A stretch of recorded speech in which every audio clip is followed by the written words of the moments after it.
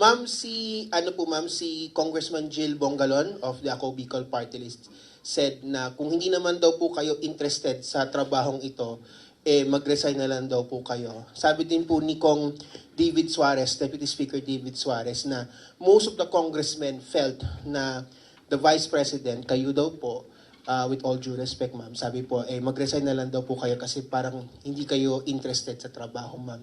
Ano po ang inyong masasabi dito sa sinabi ng quote-unquote young guns of the Congress? Oo.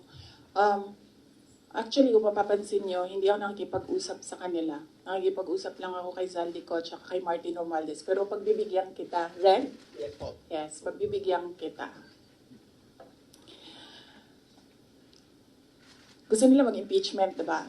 So apparently, pakiramdam ko at sa tingin ko sa mga nangyayari, wala silang kaso for impeachment. Kaya sila nandyan.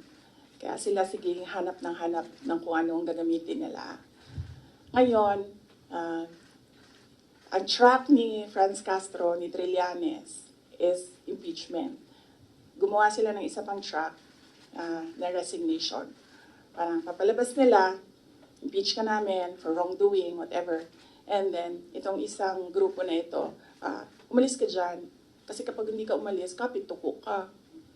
Pero, hindi naman kasi ako sasagot sa young guns.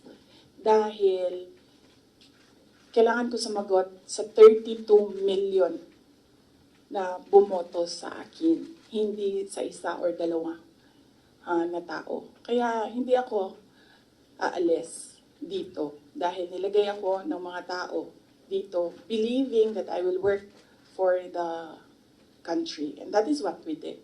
We worked.